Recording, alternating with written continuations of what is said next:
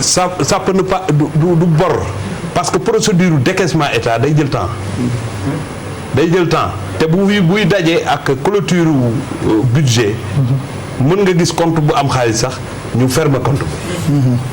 su foo defee da ngay reprendre la procédure ci une nouvelle gestion. fay ngeen wala le problème n'est pas. vous avez payé ou pas. mais je vous dis. xam nga président Augustin bu ñu ko yoroon xaalis dana taxaw ne ñu jox lañu suñu xaalis. mais procédure bi toll. procédure bi fi mu toll. procédure bi fa mu mën a toll mooy ñi nga xam ne ñoo koy toppatoo muy daal du ministère des sports. mu ngi def li mu war a def parce que kooku moom mooy yor li nga xamante ne mooy wàll woowu tey bu ñu taxawee ak fédération yi xam nga fédération yi quand même Sénégal ku xam ni Sénégal taxawee xam ne lépp état moo koy def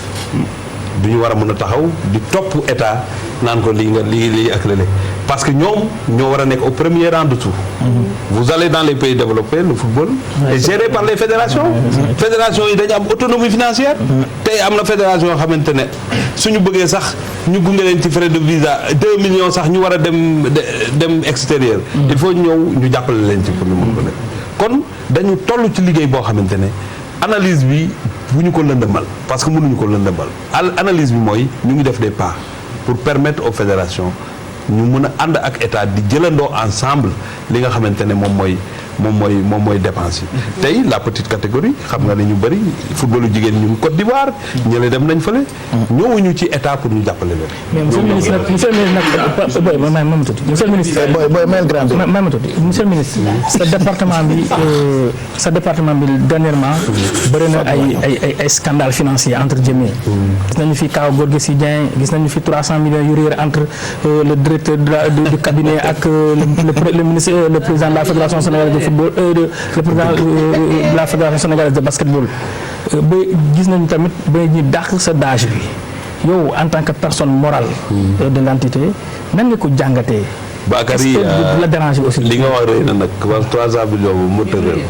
xam nga tey il faut que ñu rester ci liy yoon wax xam nga tey bu fekkee ne ministère des sports dafa defal fédération li nga xamante ne mooy subvention pour mu jël en compte ay activités si le président de la bu ñu interpellé loolu wala ñu agité question le président de la fédération se réunit pour dire que ñun jot nañu affaire bi pour li nga xamante moo taxoon ñu ñaan ko le débat là vraiment dafa war a nekk derrière dans la gestion quotidienne muy yéen ak kii ak ku mënti doon mën ngay gérer sans nga xalaat ci rëq-rëq am ci rëq-rëq le DAGE qui est parti c'est pas parce que dafa am problème ak Gorgui Sy Dieng ku ci nekk dafa am foo nekk waxtu woo waree dem rek di nga dem kooku reproché wu ma ko dara man parce que en réalité am na bés mu régler loo xamante ne wala mu accompagner efficacement les clubs donc bu ñu demee fenn ñu génnee parce que affaire Gorgui Sy Dieng c'est man prononcé wu naa ci ba pare nee naa bu amee it ça peut être une erreur dans la gestion et qui gère qui fait des résultats yu baax ñu tàccu la nga def résultat yu bon liñ la war a def ak niñ la war a gérer ñu gérer c'était une question interne qu'on a géré à l'interne nañu ko war a gérer moo tax ma wax la ne tey li ñuy def ak fédération 55 fédération nga war leen accompagner te gestion bi nekk gestion à résultat immédiat nit ñi mën nañ ci agiter ay affaires yoo xamante ne amul ci mais y a pas de scandale et y aura pas de scandale tey nag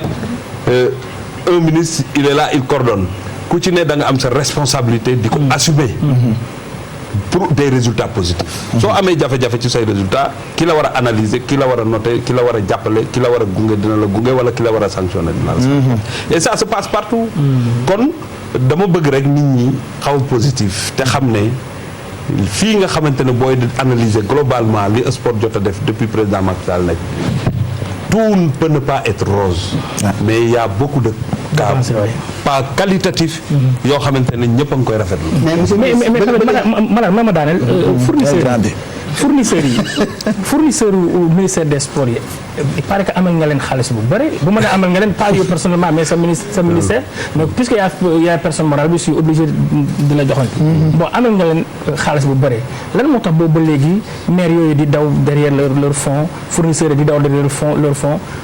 ba récemment il paraît que sax am na ñeneen ñoo xamante ne dañoo menacé bëgg a def sortie yow loolu nan nga ko jàngate ak lan moo tax ba léegi. waaw xam nga fournisseur bi tànn infrastructure di fa dem di liggéey dafa am lu mu seq ak ki muy liggéeyal. man benn fournisseur xaw ma ko parce que man du ñëw ci man. mais tey dina am loo xamante ne dafay am ci équipe nationale war a dem ab fournisseur gagné ko di ko liggéey ñu war ko fay.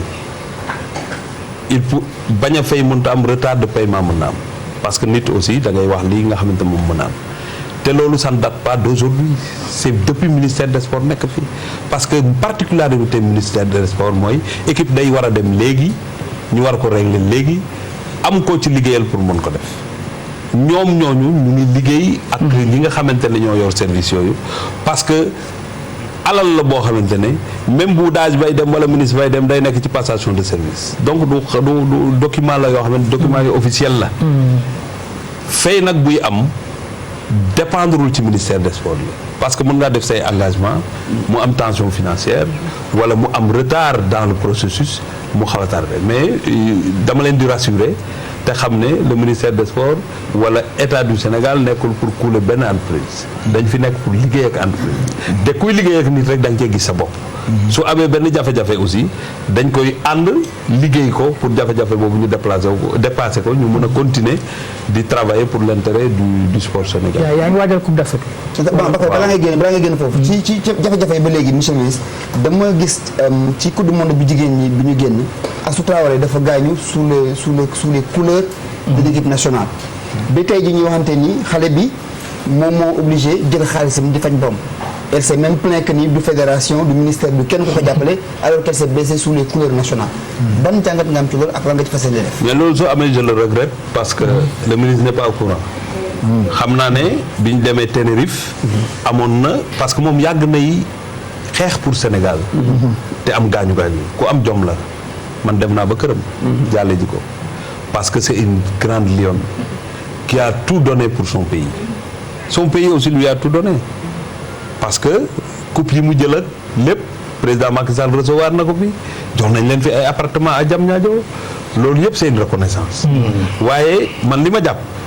fédération bu mu mënti doon boo utiliser joueur wala joueuse mu am gaañu wala mu am leneen sax lu dul gaañu da nga war a nekk ci wetam lii nag fii laa ko yëgee je vais faire mes investigations je vais interpeller le président Babacar parce que Babacar ku ubbeeku la ku social la et je me pose la question naka la lion boobu mën a gaañoo te kenn seetiwu ko kenn xamul ci lu mu ne man pour man mu ngi extérieur parce que moom international la man mu ngi góorgóorlu foofu est-ce que mu ngi fi maas mu ngi fi elle est là merci beaucoup non dinañu ko toppatoo kooku moom dinañu ko toppatoo parce que dafa am question bu ma bëggoon a poser monsieur le ministre lan nga ñu mën a wax ci contrat entraîneur yi ak seen ay adjoints kooku nag xam naa ne ki gën a yemb pour nga laaj ko parce que Sénégal bëgg naa expliquer ministre des sports du tànn entraîneur fédération mooy tànn entraîneur les entraîneurs c'est des agents des fédérations ñooy signé ak ñoom contrat di leen utiliser suñu amee jafe-jafe dañuy dem seen direction technique wax ak seen président ñun dañ leen di gunge sur le plan financier y a que l'entraîneur national de football qui a un contrat ñi ci des yëpp ay pige la ñu am parce que du tout le temps la ñuy liggéey day am session wala am campagne bu ñuy def ñu dugal leen ci fiche d'opération bi jël leen en compte loolu moo fi ne parce que si on a 55 fédérations et des groupements sportifs suñ bëggee ku ci ne toutes les catégories ñu signer la contrat Sénégal xanaa budget bi yëpp dañ koy fay ay at. le ministre des sports am na son mot à dire si bu ñuy désigner les DTN. surtout c'est le ministère des sports qui signe l'arrêté pour jël ay DTN. moo tax gis naa l'observateur ne Matar Ba brandit le sabre contre Mayacine pour rey Mayacine ak Maguette. Mais je ne suis pas un tueur quand nit mën naa retraité te mën a apporter lu am solo ci discipline sportive lépp loo gis nag jàngat la ak les présidents parce que ñun li ñu gën di doxal sax mooy on préfère que le président de la fédération concernée bu xamee profilu DTN mu proposer ñu parce que ça ne sert à rien d'envoyer quelqu'un fenn te du mën a mouvoir ci sphère bi mu nekk di fa ami jafe-jafe mais lépp dañ koy càmbar ba mu doy ñu ñuy soog a signé arrêté bi nga xamante mooy yóbbu DTN yi. DTN yi nag dañ leen di invité parce que ñoom ñooy yore li nga xamante mooy la promotion de ces disciplines fii ci réew mi. mais ñooy andi li nga xamante ne moom la entraîneurs yi war a jëfandikoo te dañu war sax di gunge entraîneurs yi ci seen prise de décision di leen jox seen parce que ñu seen xam-xam màcc ci discipline boobu la war a nekk. man loo bëggoon laajte Mamadou Ndiaye nga may ma tuuti rek balaa ñu. non dafa nekk financé boobu surtout yeneen sport yi.